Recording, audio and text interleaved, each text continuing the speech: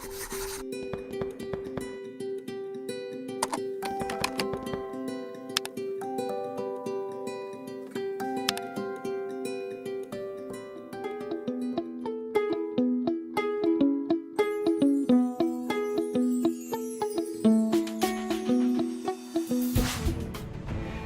kali ini akan berfokus kepada faktor-faktor kemunculan nasionalisme di Asia Tenggara. Nasionalisme ialah perasaan cinta pada bangsa dan negara yang membawa kepada gerakan membebaskan tanah air. Antara faktor-faktor kemunculan nasionalisme ialah dasar penjajahan Barat, pengaruh agama, karya kesusasteraan, sistem pendidikan, kemunculan golongan intelektual, pengaruh media massa, sistem pengangkutan perhubungan dan pengaruh luar. Faktor-faktor kemunculan nasionalisme di Asia Tenggara ialah dasar penjajah Barat. Dasar ini menimbulkan perasaan tidak puas hati terhadap rakyat tempatan Asia Tenggara.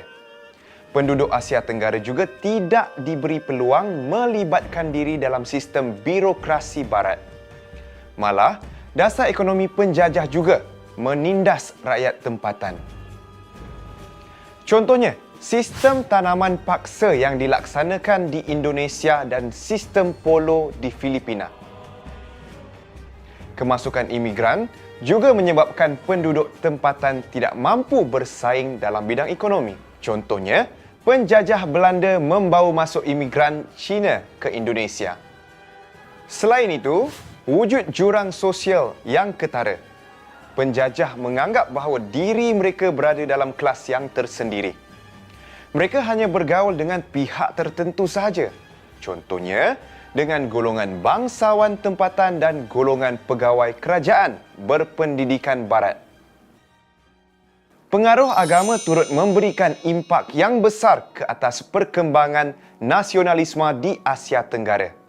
Agama telah berjaya menyatukan rakyat tempatan untuk menentang penjajahan, pengaruh kebudayaan Barat dan agama Kristian.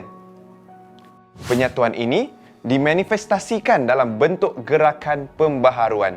Contohnya, gerakan Islah di Tanah Melayu dan Indonesia. Penentangan juga dapat dilihat dengan penubuhan persatuan. Ini seperti Persatuan Belia Buddha yang ditubuhkan di Burma pada tahun 1906. Agama Kristian juga menyatukan penduduk pribumi Filipina. Mereka dianggap sebagai penganut kelas kedua. Faktor seterusnya ialah karya kesusasteraan. Karya ini menyampaikan mesej kesengsaraan dan kekecewaan terhadap penjajah. Contohnya di Filipina, novel Noli Me Tangere karya Jose Rizal dan novel Putera Gunung Tahan karya Pak Sako di Tanah Melayu. Di Indonesia pula, pengaruh karya cerpen Chairil Anwar bertajuk Kerikil-Kerikil Tajam dan Kemakam Bonda amat berpengaruh sekali. Faktor pencetus seterusnya ialah berkaitan dengan sistem pendidikan.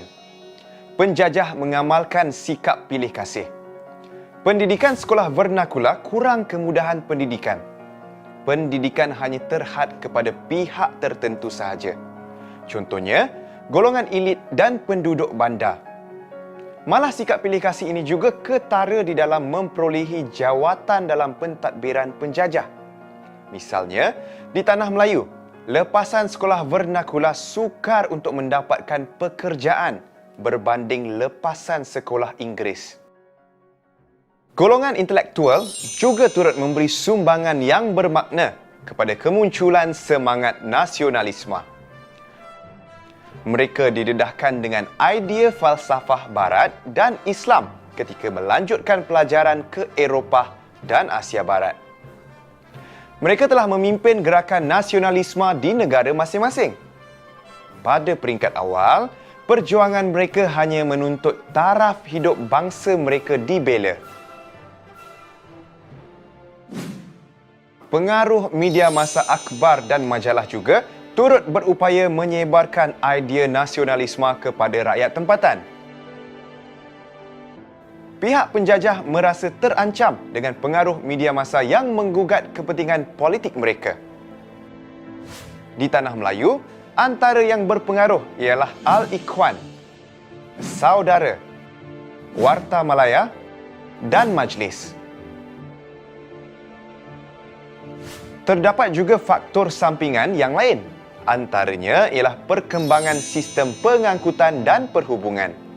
Perkembangan jalan raya dan jalan kereta api memudahkan pergerakan rakyat untuk bertemu pemimpin nasionalis.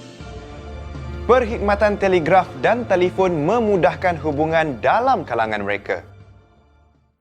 Seterusnya, faktor yang terakhir ialah pengaruh dari negara luar.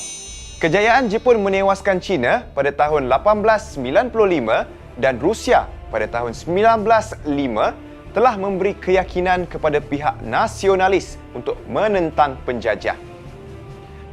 Malah, perjuangan Mahatma Gandhi di India juga turut memberi inspirasi kepada rakyat Asia Tenggara. Selesai sudah perbincangan kita tentang faktor-faktor kemunculan nasionalisme. Perkembangan nasionalisme di Asia Tenggara dapat dibahagikan kepada dua tahap. Setiap tahap mempunyai ciri dan bentuk gerakan yang berbeza.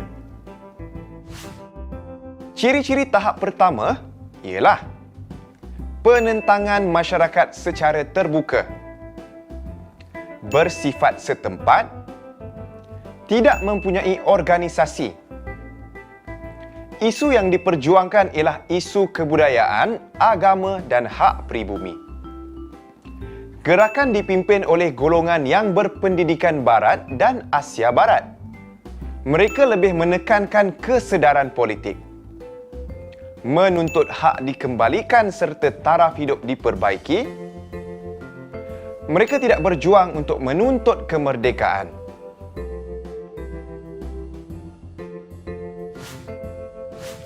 Adakah perjuangan pada tahap pertama menghasilkan kejayaan? Sebenarnya, perjuangan tahap pertama kurang berkesan.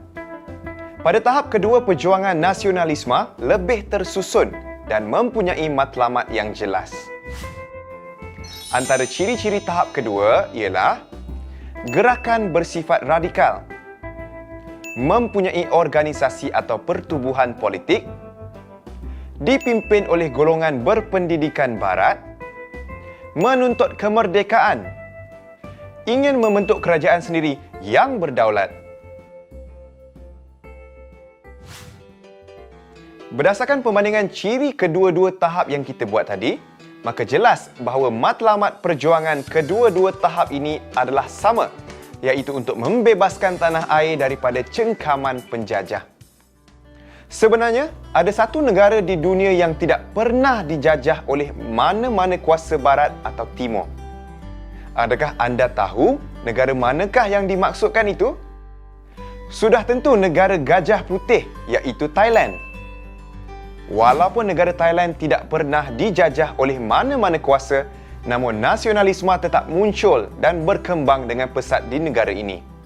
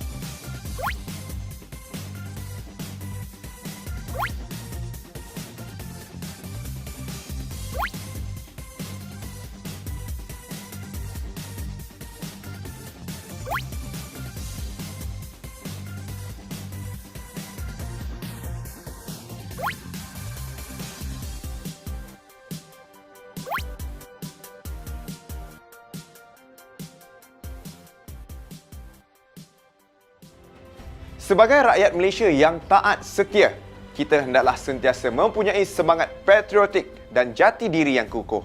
Kemerdekaan yang kita capai hendaklah terus dipertahankan agar negara kita tidak lagi dijajah oleh mana-mana kuasa. Baiklah, sampai di sini sahaja. Jumpa lagi.